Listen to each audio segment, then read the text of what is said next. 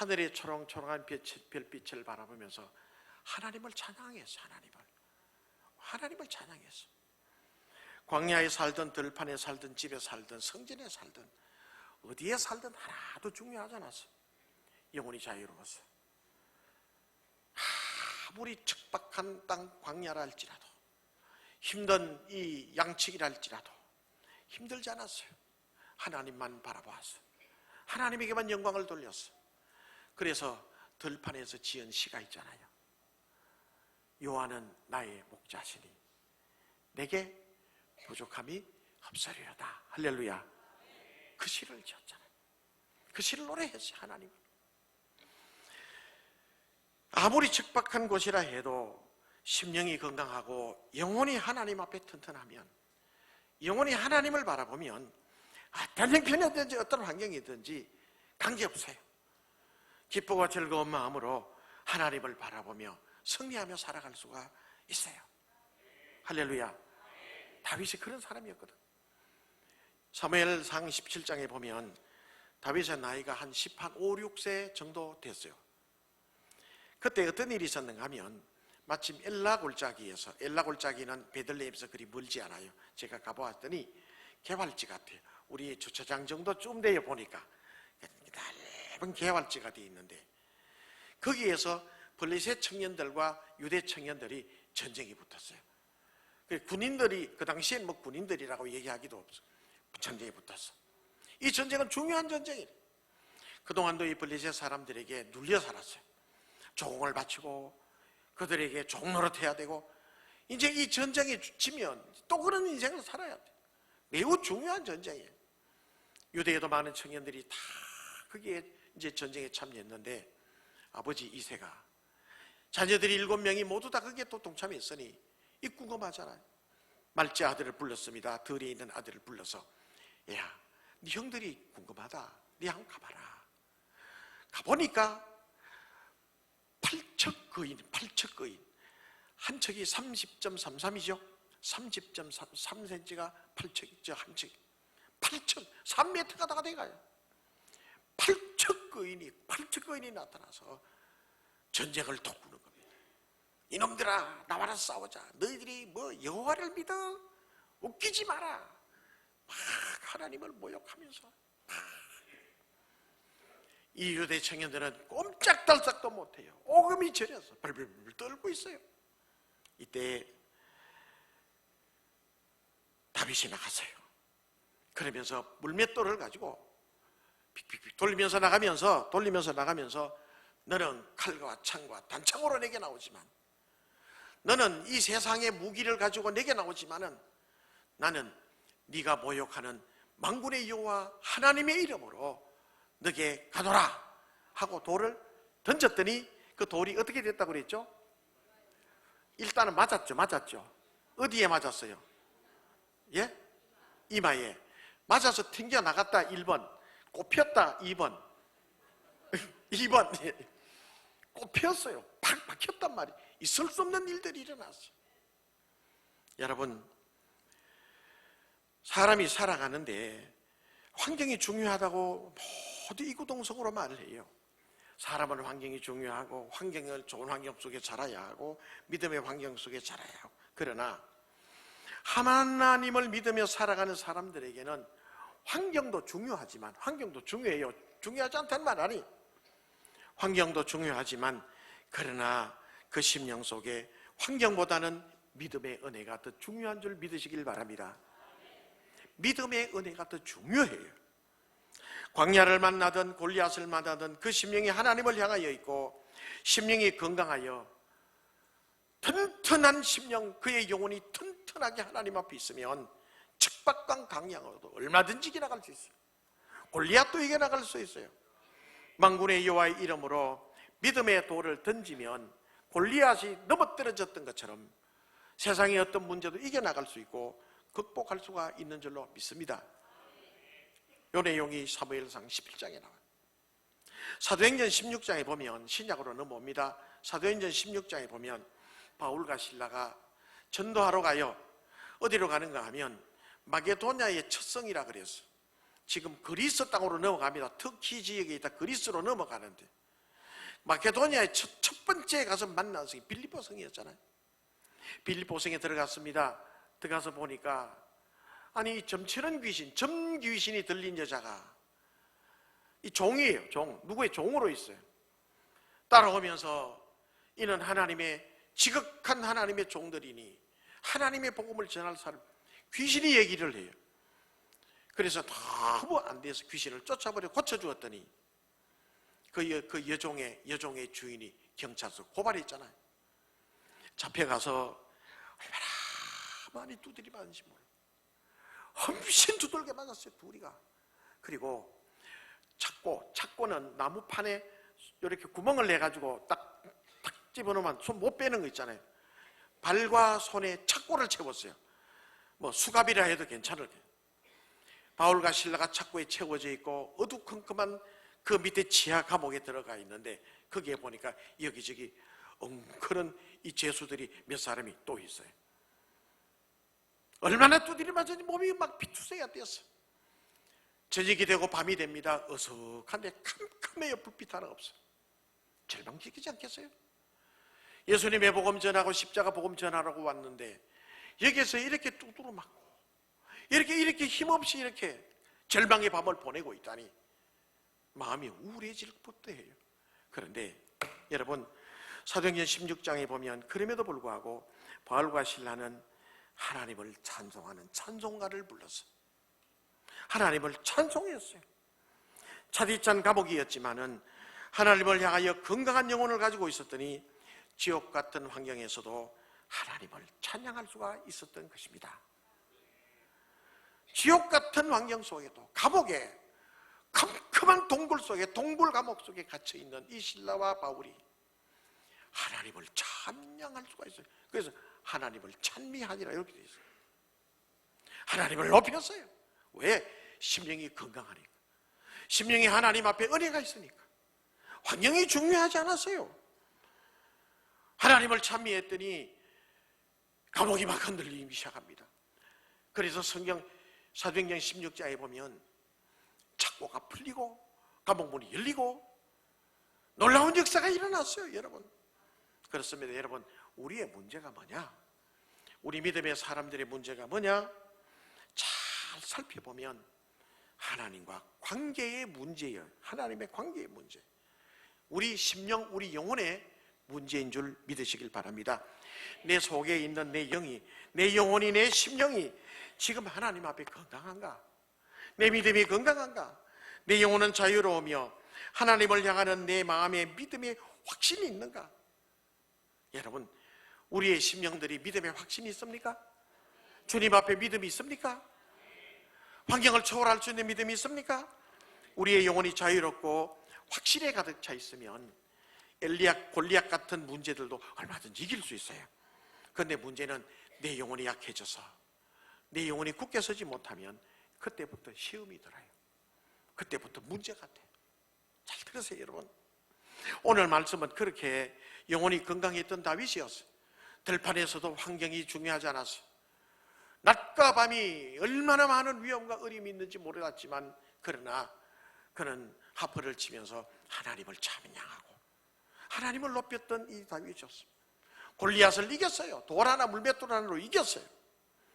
그렇게 건강했던 이 다윗이었는데 오랜 도망 생활에 너무 힘들었어요. 너무 힘들고 그래서 동굴 속에 들어가겠대요. 캄캄한 동굴 속에 들어가요. 하나님을 바라보았던 다윗이었는데 잠시 잠깐 어떻게 하다 보니까 세상이 너무 두려웠어. 너무 힘들었어. 하나님을 놓치고 말았어요. 하나님을 놓치고 말았더니 동굴 속에 몸만 갇혀 있는 것이 아니라 자기의 영혼도 동굴 속에 갇혀 있는 걸 보게 돼요. 하나님이 보이잖아. 그래서 오늘 본문의 말씀 7절에 보면 이렇게 말씀해 7절입니다. 7절 시작. 내 영혼을 옥에서 이끌어내서 주의 이름을 감사하게 하소서. 됐습니다. 보십시오. 내 영혼을 옥에서 이끌어내 달라. 도망가다가 지금 아둘람 엔게디, 아둘람 동굴 속에 있는 것이 몸만 아니라 영혼도 갇혀져 있어요. 지금까지는 어떤 환경이든지 동굴이든지 광야든지 관계없었어요. 하나님을 볼 때는. 그런데 아니 어떻게 하다 보니까 하나님을 놓쳤어. 하나님을 놓쳤단 말이에요. 어디에서 떨어졌는지 몰라. 그랬더니 내 육신만 감옥에 있는 것이 아니라 내 영혼도 감옥에 있어. 내 영혼을 옥에서 이끌어내어 주소서. 내 영혼을 옥에서 이끌어내어 달라고 얘기해요. 6절 말씀에 보면 나의 부르짖음을 들어소서. 나는 심히 비천한 자입니다. 나를 핍박하는 자들에서 나를 건져소서. 그들은 나보다 훨씬 강한 자입니다. 그들이 더 강해 보여요. 나는 비천해 보여요. 내가 이렇게 부르짖는다고 얘기를 해요. 어쩌다가 잠깐 하나님을 놓쳤더니 지금 영혼이 핍절되어 있어요. 3절 말씀에 보면, 3절의 말씀에 보면 내 영혼이 내 속에 상할 때, 심령이 지금 상했다고 얘기를 해요. 4절 말씀 읽어보면, 4절 읽어봅니다. 시작. 오른쪽을 살펴보소서.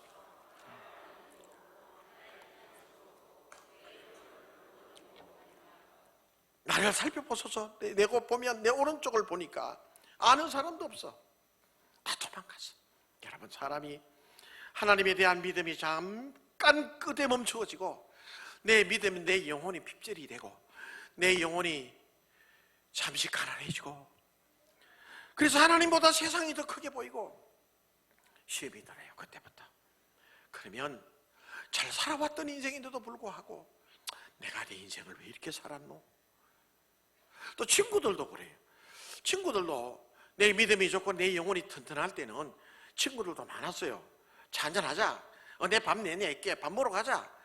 그런데 내가 내 영혼이 감옥 속에 있고 내 영혼이 핍절하게 되다 보니까 사람들이 전부 나를 보고 비웃는 것 같아요. 그래서 여러분, 그 뉴스에 나오는 거 이래 보면 갑자기 젊은 사람이 아무 이유 없이 막 폭행하고 이래가지고 경찰서가 왜 때렸노 이랬더니 저 사람이 희죽희죽 웃는 거 보니까 날 보고 비웃는 줄 알고 내가 그랬다. 이런 얘기 들어봤죠? 심령의 약하면 그렇게 돼요. 교회 왔는데 성도들이 멀쩡한 성도들인데 나한테 인사 안 하는 것 같아. 하나님에 대한 이 믿음이 어그러지면, 하나님에 대한 이 믿음이 엇갈리게 되면 시험이 드는데 공연한 시험이 들고 마음이 우울해져요. 인생이 힘들어져요. 잘 살아왔던 인생인데 농사도 그동안 잘 됐고 사업도 잘 됐어. 잘하던 사람인데 이상하게 내 마음속에 시험이 들면, 하나님에 대한 믿음이 엇갈려지게 되면 자기의 영혼이 감옥 속에 갇혀 있는 것 같은 불안과 우울감에 있게 돼요. 그럼 여러분, 우리가 세상을 살아가면서 중요한 거 있다면 우리의 심령의 상태예요. 여러분, 우리의 심령의, 우리의 영혼의 상태가 가장 중요한 것인 줄 믿으시기를 바랍니다. 영혼이 해방돼야 돼요. 우리 심령이 자유로워져야 돼요. 심령이 자유로워지면 여간 실패도 일어날 수 있잖아요. 여간 어려워도 이겨나갈 수 있어요. 그러므로 우리의 심령이 하나님 앞에 회복돼야 되는 줄로 믿으시길 바랍니다. 믿음 안에 있어야 돼요. 자, 그러면 우리의 심령들이 하나님 앞에 어떻게 하면 회복될 수 있을까? 시편 42편 5절에 보면, 시편 42편 5절 읽어봅니다. 시작. 내 영혼아, 네가 어찌하여 낙담하며 어찌하여 내 속에 불안해하는가? 너는 하나님께 소망을 두라. 그가 나타나 도우심으로 말미암아 내가 여전히 찬송한다. 내 영혼은 어찌하여 내 속에 낙심하여 불안해하는가? 너는 하나님께 소망을, 빨리 하나님께 소망을 돌리라고 얘기를 해. 시편 42편 1절에서 3절까지 읽어봅니다. 천천히 1절에서 3절 시작. 내 하나님이여, 사슴이 시냇 물을 찾기에 갈급함 같이 내 영혼이 주를 찾기에 갈급하나이다. 내 영혼이 하나님과 살아계신 하나님을 갈망하나니 내가 어느 때에 나아가서 하나님의 얼굴을 배울까? 사람들이 종일 내게 하는 말이 네 하나님이 어디 있느냐 하오니 내 눈물이 주야로 내 음식이 되었다. 시편 42편도 다윗이 지은 거예요. 역시 어려움을 당할 때 이런 탄식이 나올 수밖에 없어요. 오늘 본문의 말씀이 6절에 보면 뭐라고 얘기하는가 하면, 나의 부르짖음을 들어라. 내가 부르짖습니다. 난 비천합니다. 하나님께 부르짖어요. 하나님께 찾아라. 마치 시냇물을 찾는 사슴이 갈급함같이 내가 하나님을 찾고 찾습니다라고 고려한 작업을 하나님 앞에 동굴 속에서 해요. 그랬더니 하나님을 찾게 돼요. 과거에는 동굴 속에 있어서 내 영혼이 핍절할 때는 친구도 다 떠나간 것 같아. 멀쩡한 친구들인데도 자기한테 잘 안 대해준 것 같아. 이상해요. 여러분 그거 못 느껴요? 내가 시험에 들고 내가 마음이 약해지면 멀쩡한 친구들도 이상하게 보인다니까. 그런데요, 반대로 내 영혼이 회복되고 내 심령이 건강하고 내 하는 일이 잘 되는 것 같으면 이상하게 멀쩡한 친구들이 내 가까이 있는 것 같아. 교회 가도 더 날 보고 인사를 많이 하는 것 같아. 그날은 특별히 목사님이 내게 더 친절하대 뭐 이렇게 생각이 될 때가 있어. 마음에 시험이 들면 목사님이 왜 나한테 인사를 안 할까? 공연히 멀쩡한데 사람의 심령은 이상해요. 비록 도망가서 동굴에 살던 비천한 존재였지만 하나님을 의지하려고 몸부림쳐서 어디서 떨어졌는지 몰라 오랫동안 고난을 당하고 도망가는 신세에 많은 상처를 받고 그래서 엥겔이 동굴 속에 들어가 있었더니 거기에 자기의 영혼도 갇혔던 것을 발견해서 다행이지. 하나님을 찾아요. 하나님을 부르짖어요. 하나님을 의지해요. 하나님이여 내 영혼을 이끌어내 주소서. 하나님이여 내 심령을 이 감옥 속에서 끌어내 주세요. 여러분 우리가 주님 앞에 이런 기도를 해야 될 줄로 믿습니다. 하나님이여 내 영혼을 감옥 속에서 끌어내 달라고. 이 나를 결박하고 있는 이 속에서 끌어내 달라고 하나님 앞에 기도해야. 나중에 보면 사무엘상에 보면 이제 심령이 회복되고 하나님 앞에 돌아와요. 그러자 주위에 있는 친구들이 400명이나 몰려들어요. 많은 친구들이 몰려들어요. 거기에서 대장이 되잖아요. 회복된 이 다윗은 대장이 되는 역사예요. 여러분 우리는 꼭 기억해야 돼요. 하나님과의 틈이 벌어지면, 하나님과의 관계가 벌어지면 영혼이 캄캄해져요. 하나님을 믿는 믿음의 손길이 뜸해지면, 믿음의 발걸음, 예배드리는 나오는 믿음의 발걸음이 뜸해지면 우리의 심령은 감옥에 갇혀요. 하나님을 볼 수가 없어요. 답답해지게 되는 것입니다.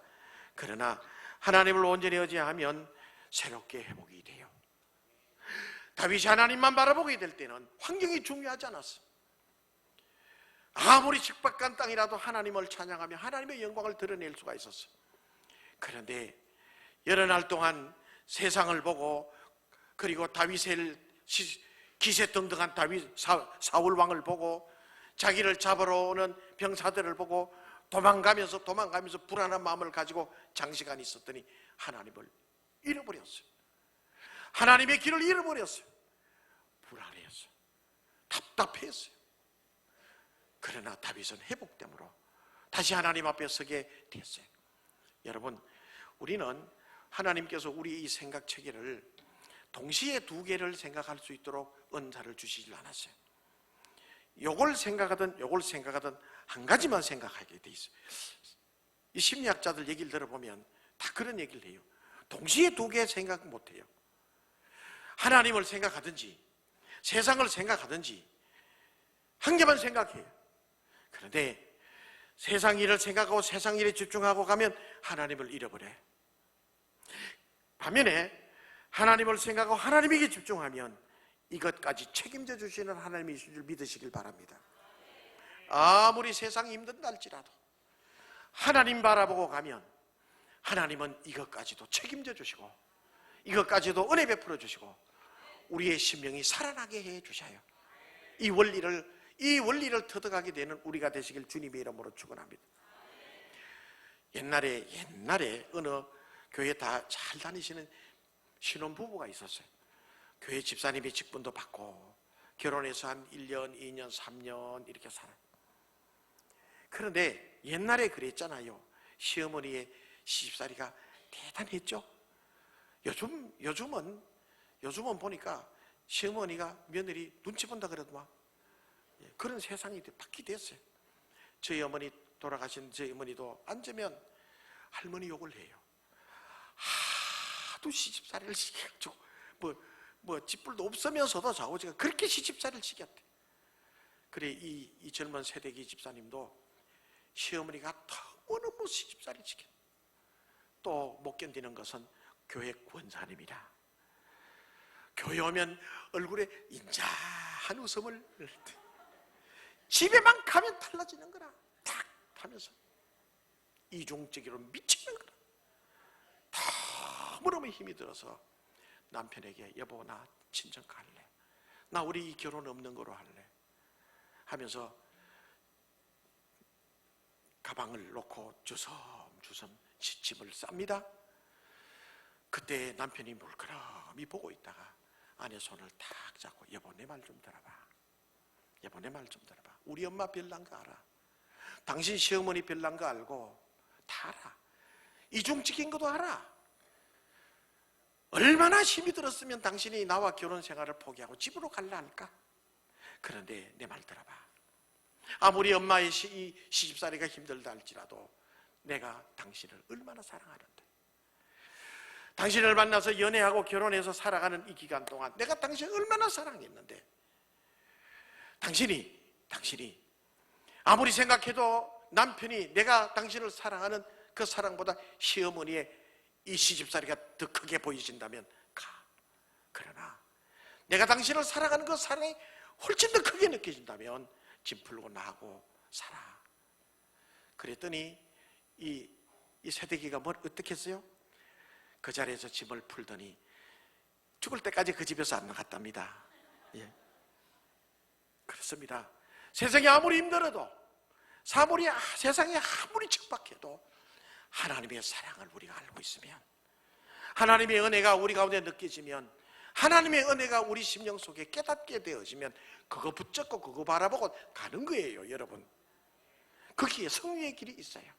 아무리 힘들어도 나는 주님 따라갈 거야, 나는 주님 바라볼 거야. 그게 우리에게 주신 하나님의 축복의 길인 줄로 믿으시기를 바랍니다. 주님은 지금도 말씀하세요. 너희들은 나를 따라와. 나만 따라와. 날 봐. 사교 선생님들이 주목하잖아요. 주목. 이 분필을 들고 톡톡 주목 하잖아요. 주님 바라보라고. 너희들은 날 봐. 너희들 날 봐. 너희들 정말 잘 살아왔잖아. 그래요. 여러분, 우리는 그동안 잘 살아왔어. 주님 바라보며 살아왔어. 또 주님 보고 살아갈 거라. 저도 가끔 그런 생각을 해요. 이게 인생을 살아가다 보니까 누가 이런 나이 되면 이런 일들이 있고 또 요래만 이렇게 목회하면서 이런 누가 얘기를 해주질 않았어요. 이 미지의 길을 내가 살다가 가니까 그냥 힘들고 그냥 꾸역꾸역 살아가는 것 같아. 그러면 실수도 많고 여러 가지 많은 일들도 있더라고. 가만히 보니 지금은 가만히 돌아보면서 아니야, 정말 열심히 살아왔는데, 여러분들 열심히 살아오셨지? 맞죠? 열심히 살아오셨죠? 잘 살아오셨죠? 아니, 표정들이 그런데 왜 플래시 모드 잘 살아오셨죠? 여러분들 훌륭해요. 이 정도까지 여러분 인생을 살아내는 여러분 훌륭한 분들이라. 저도 그래 생각이. 그래서 이제 또 스스로 책상에 앉아서 이래 묵상도 하다가 야, 강 목사, 너 참 잘 살아왔다. 훌륭해. 스스로 그렇게 난 얘기를 해요. 하기로 했어요, 이제. 예. 여러분, 집에 돌아가시면 남편들은 아내들에게 여보, 당신 정말 좋은 아내야. 이뻐. 해주세요. 남편들, 또 아내는 남편에게 여보, 당신 참 멋져요, 멋져. 인생 잘 살았어. 잔소리 많이 하지 마시고, 정말 당신 멋져. 서로 우리가 배려하면서 주님 따라가는 그 인생이 돼야 돼. 그러면 주님께서 우리의 인생들을 책임져 주시고 은혜의 길로 인도해 주실 줄로 믿습니다. 주님 따라가는 우리 모두 되시길 주님의 이름으로 축원합니다.